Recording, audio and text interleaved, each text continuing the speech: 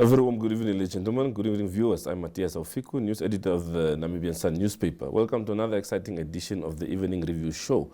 Well, tonight we speak media language, fact-checking, how to decipher the truth, fact from fiction. But before we get into that conversation, let's just go for a short break and we'll be right back into it when we're back.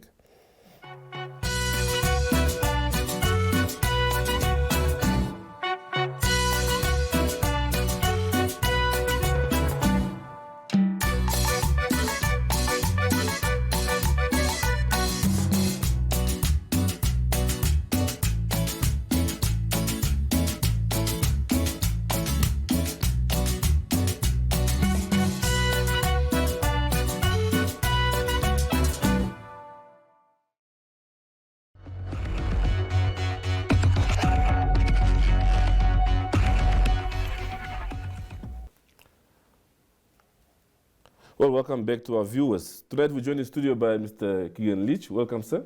Hi, thanks for having me. No, it's a pleasure. You're from Africa Czech. Yes, Africa Czech in Johannesburg. Well, what does that entail? What does Africa Czech do? What is your job all about? Well, we're Africa's first independent fact-checking organization. We started in Joburg and now have offices in 4 countries in Africa. And our goal is to try and increase the reliability of information in the public domain, so political claims, claims in media and on social media, and just check what is reliable and point out what's false. Yeah. Well, the concept of fact-checking is relatively new globally. What do you think has really prompted the need for this type of activities? Well, the way that we receive information has changed a lot in recent years. It's not just that people go to newspapers or TV or radio for information. Social media and messaging platforms like WhatsApp have made the way that we share and receive our information really, really different. It's also brought this whole new wave of access to information. And with that has come access to a lot of false information, which we try and help people learn how to pick apart what is false and what's still true. Yeah. Well, with the advent of technology, especially within the newsrooms where news is produced dominantly, would you say it has given birth to this new challenge as far as truthful news is concerned? There's certainly always been misinformation and false information, but it has made it a lot harder to stop the spread of misinformation and a lot easier to spread it. Anyone with a Twitter account now can share a rumor that ends up becoming mainstream news because enough people pass it on without stopping and checking whether it's accurate. So it hasn't necessarily created the problem, but it certainly made it a lot more difficult for ordinary people to deal with. Yeah. So how would you say fact-checking helps in curbing the spread of fake news? Because some would say perhaps it's an after fact, something that was said already. That's true, but fact-checking helps in 2 important ways. It, first of all, encourages people to be a little more careful with the facts that they share and the statements that they make, because they know there's someone watching out for them. And then it also gives people a resource for good information. It gives them a way to check something when they receive it and maybe avoid passing it on. Yeah. So from an in-house perspective, say for instance in a newsroom setting, do you think there is a need for such a desk? Absolutely. Yeah. Any media organization could really benefit from doing their own in-house fact-checking, because obviously a media organization wants to make sure that the things they publish are as accurate and reliable as possible, but also because it's really useful for their audiences to know that there's someone there who's vetting all the information that they come across and making sure that it's something that can be trusted. Yeah. As an institution, Africa Czech, what is the data telling you as far as results are concerned, the types of checks you are doing on information out there? Mostly what it tells us is that it's newsworthy, breaking stories that generate the most misinformation. So for instance, when COVID became a global phenomenon, when it first became a pandemic, there was this sudden just overwhelming influx of new misinformation about the pandemic. And similarly, every time we see a new dramatic breaking news story, there's this corresponding flood of misinformation. And that tells us mostly that people are most vulnerable to misinformation when there's a situation that's very uncertain, where there's lots of news breaking all at once, and it's difficult to stop and pause the flood of information to sift through it. Someone would also ask, but then who determines what effect is in the story? You as a fact checker, where do you get that supreme powers from to decide that this is actually the correct information? Well, we don't think that we have the supreme power. We cite all of the sources that we use, and we only rely on publicly available information. That means that any source that I use in a fact check, you will be able to go and read for yourself. And that way you can check that everything I've said is accurate. If I quote a source, I'll tell you exactly who it is, and you can check for yourself that they are an expert. And that way you can know that no matter who I am writing the fact check, the information I've relied on is useful and reliable and does lead to the conclusions that we've put out in our fact check. Yeah. So from a stakeholder's point of view, how has the reception been? And who would you say are your most immediate stakeholders? Well, I suppose the reception that we notice most is from our audience, from our readers. For example, we have a WhatsApp line where we send out short podcasts and our recent fact checks and things like that. And we get responses back from the people who read those or listen to the podcasts, or from people who send us information to check and then get our responses. And those people have been overwhelmingly supportive and really positive about the work that we do, saying that it's helpful to have a resource like this, someone that they can turn to for consistent, accurate information. Yeah. So what determines which facts you test? There's a couple of things that we look for. We look for relevance to our audience. So for example, based in South Africa, I would look for stories relevant to South African audiences. We look for impact. So for example, if someone with a big platform has said something, we really want to check it because it reaches a lot of people. And we look for potential danger. So for example, if it is misinformation that could hurt or kill people, or even just scam them out of their money, we want to check that before it gets to enough people that it causes harm. Yeah. So, well, during your work, which area would you say has been most prevalent as far as, well, maybe we should call it lies, as far as lies are concerned? Which are the problematic areas where perhaps Africa Check has raised red flags? The consistent themes are that it's always complex topics where it's very difficult, unless you're an expert in the topic, to understand it fully, and breaking news where the facts aren't all established yet and everything's very uncertain. Over the past 2 years, that has meant COVID-19. It's been the one topic that's dominated headlines. Every new development has made things a little bit uncertain. And because a lot of the ways that it's been communicated have relied on understanding things like how viruses work, how vaccines work, all of these topics that take experts years to fully get to grips with, it means that it's ripe for misinformation because it's a topic that an ordinary person doesn't necessarily fully understand. Okay. So, of course, nowadays information don't just come from media houses. It's from all over, unlike in the past. So how do you manage that sort of phenomena?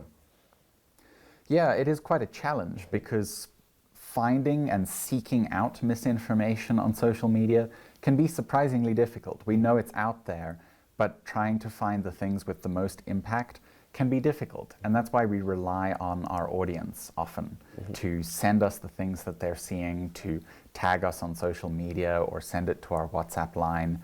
And that way we get people to provide us with the things that they are seeing in everyday life and that are having an impact on them. And we'll go after those things. Yeah. Okay. So in terms of relationships with the media sector, how close do you operate? Well, we do a different job to a lot of the media sector. We're not just reporting on news, we are checking the news and checking the statements that people produce. So it's very closely linked, but they're two jobs that complement each other and don't always overlap. Yeah. Perhaps just in terms of internal remedies of institutions of which work you do fact-checking on, how has it been taken on? Do you mean, do we get good responses from the people that we check? Yeah. Sometimes. People are often unwilling to admit that they made a mistake or that they were wrong. And everyone does make mistakes. So we want, the ideal response is for people to say, okay, I see I made a mistake and I'll put out the correct information in future. But it doesn't always happen. Sometimes people are quite resistant to that. Okay. Keegan, we'll go for a short break and we'll be back after the break to continue this conversation.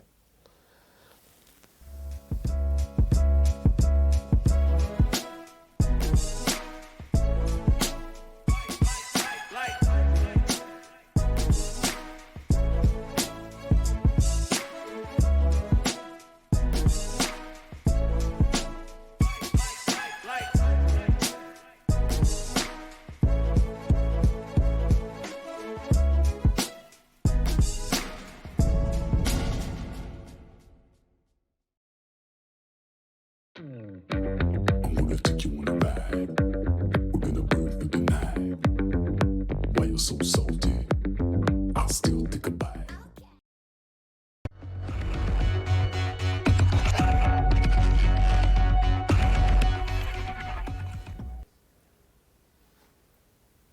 Well, let me welcome our viewers back from the short break. Keegan, well, there must be a reason why you're in Namibia.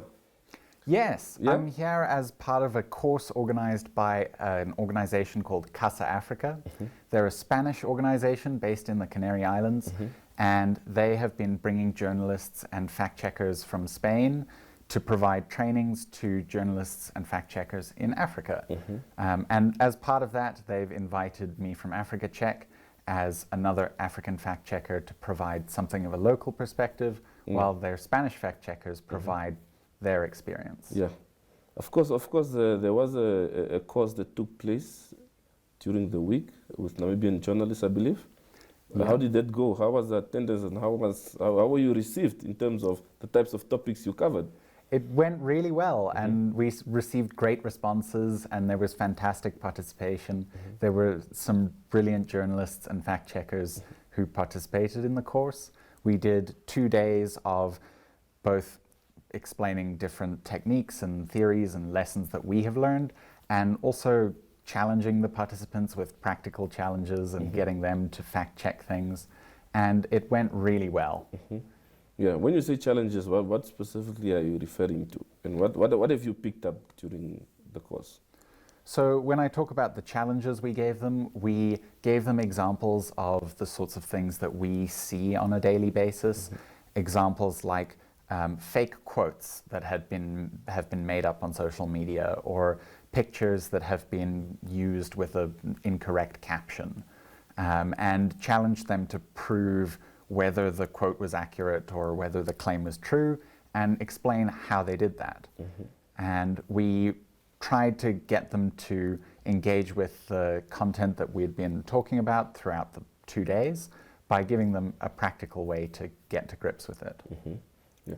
Well, I'm sure you've also worked with fact checkers and perhaps media houses in your other establishments across the continent. How would you say we are faring as a continent in that regard? I think that fact-checking in Africa is still a growing sector. There's very few media houses and fact-checking groups that are really on the level of a lot of the more famous international fact-checking organizations, but we're really getting there. Across the continent, there are more and more African fact-checkers, and just in the past few years, the number of organizations have exploded. Here in Namibia, you've got Namibia Fact Check, which is still quite small and still getting to its feet and getting a large audience. But I get the feeling that over the next few years, Namibia Fact Check is going to grow and the number of fact-checking organizations is really going to improve. Yeah. Perhaps just share with us some of the topics you touched on during the course. Sure. We talked about the lessons that we'd learned from COVID over the past 2 years. The Spanish fact-checkers, who obviously based in Europe, have had a lot more contact with information about the Russia-Ukraine war. Talked about the lessons that they'd learned fact-checking misinformation about that conflict. And we also talked about general fact-checking techniques, explaining the lessons we've learned about how to investigate different things, how to look for example, an image that's posted in the wrong context, or how to track down social media posts and find out if they're real, if they've been deleted, and how to recover that sort of information. Yeah. So what would you say in terms of moving forward? Of course, facts play a crucial role in how news consumers view the media. And what is it that we should be looking out for? Well, I think that one thing that's really important is for ordinary people, people who aren't fact checkers or journalists or specialists, to start being a little more critical of the information that they receive and that they share. So one of the things that we try and do is we try and provide information to people for how to check your own information and maybe how to analyze things for yourself without even necessarily needing a fact checker. Yeah. And of course, I know before we came on screen, we spoke about the issue of especially politicians. You know, in the African context, politics tends to dominate the public discourse, where people would make, well, whether it's unverified statements at a public rally or at a public platform. How do you then remedy that as far as public consumption of such information is concerned? One of the things we try and do is we try and be a little bit of pressure on all public figures to make accurate statements. And we hope that when we fact check a statement that's made without context and we point out that there's no evidence for it or it's unsubstantiated, the next time that same public figure is going to be more careful.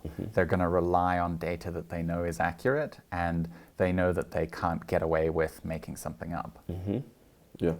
The advent of COVID also. Speak to us about infodemic. I see it also features prominently during the course you've had. Just run us through that a bit. Yeah, this concept of an infodemic that came along with the pandemic is this overwhelming flood of information. Not all misinformation, some of it accurate, but an overwhelming flood that prevents people from easily being able to determine what's accurate. What we were trying to discuss in the course was, how do we prepare for the next one? How do fact checkers and journalists on the African continent know what to look out for and prepare their readers to be able to sort through information for what they really need and what's relevant to them in the future? Yeah. Of course, the pandemic caught us all off guard. So in terms of preparations, can one really anticipate such a situation? You can never fully anticipate it. No, definitely not. Yeah. But there are some things that you can do to prepare. And that includes things like teaching people basic information literacy skills. So the kinds of skills that might sound simple, but can be really important for stopping the spread of false information. An easy one is, if you receive a piece of information or a piece of news, maybe via WhatsApp from a family member, before you share it on, stop, think to yourself, where does this come from, what's the source, and how do I know if it's correct? Yeah. In the Namibian context specifically, there's been a surge of defamation cases where public figures drag, well, the common man to court for statements they've made mainly online, whether it's WhatsApp, whether it's Facebook or Twitter. How then do we step in here as far as fact-checking is concerned? Does that speak to the basic information literacy you've spoken about early on, as far as conduct is concerned by the public? Well, we're not involved in legal issues around mis and disinformation, so we don't have any particular input into whether people should be charged or how they should be addressed when they spread false information. Our side of it is trying to correct false information with accurate information, or prove that statements made in the public eye are accurate and are reliable. Give people the tools to decide, which is which, and they can hopefully respond to that for themselves when they have that good information. Yeah, of course, one of the objectives of the media is to inform the public. If you have an uninformed public, we all know that obviously the choices they would make would also impact that. Would you perhaps say that also contributes then to the influx of call it fake news online? Yeah, absolutely. If you aren't informed and you have minimal information about a topic, it can be really difficult to assess a piece of news that you receive, because especially the pieces of misinformation that spread best have an element of truth in them. And so if you know a little bit about a topic and you recognize, well, that's true, you might assume the rest of the message is true and pass it on. Only when you are as informed as you can be and you know that, well, some of this might be accurate, but there are pieces of misinformation that are slipping in behind, then you can really be sure that you're not passing on anything you shouldn't be. Yeah. Well, what would you say is the basic etiquette that we should have as far as disseminating information is concerned? And it doesn't just go for media houses, really at the household level also. What would you say are the things we should be looking out for? Well, definitely look out for messages and information that provokes a strong reaction. So if you stop and think to yourself, does this make me angry or scared, then it might be trying to toy with your emotions and get you to spread it on without thinking. Things like dramatic claims about how doing a certain thing could kill you. Maybe it's false claims about vaccines causing harm. Those are meant to make you scared and afraid and pass on a message without thinking, just reacting emotionally to it. If you're on the lookout for those, you catch a lot of them. Just by stopping and thinking before you share. And also try and keep in mind where information is coming from. If your family WhatsApp group shares a news story and you can't tell where it's come from, you don't know which paper has published it or who wrote it, then say to them, where did this information come from? How do you know it's correct? Yeah. Just to add on to that, you've also touched on the issue of fact-checking as a citizen service during the course. What was it all about? Yeah, that was about a lot of the topics that you've already mentioned so far. The idea that fact-checking is important because it allows people to make informed decisions, but also it's about getting people involved, reaching out to our audiences as fact-checkers, and having them involved in the fact-checking process by having them send through the claims that they're seeing so that we can check the things that are most relevant to them. Yeah, and because the reason why I asked that is there is a tendency whereby as citizens we feel anything we get, we can just pass it on without having to do the necessary checks. And I mean, social media sites such as WhatsApp and so on, they've come up with certain tools not to allow you to forward certain messages, or if it's forwarded too many times, you won't be able to send it on. So really, as citizens, would you then say we are doing our part to curb the spread, or do we leave it in the hands of, let's say, no, media should be the one to ensure that there's no fake news?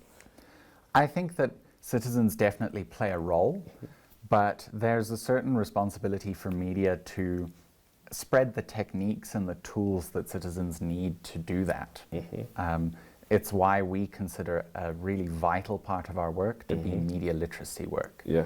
That's giving people resources and techniques that they can use to follow those processes, stop misinformation before it spreads. And without media doing that important work, we can't just sit back and point a finger at citizens and say it's their fault. Yeah. Keegan, thank you very much for your insights tonight. We really appreciate it. Thank you for the interview. And we wish you well in your work going forward. Thank you. Thank you very much. To our viewers, that's it from the Evening Review team tonight. See you again tomorrow evening, same time, same place. Thank you and have a pleasant evening.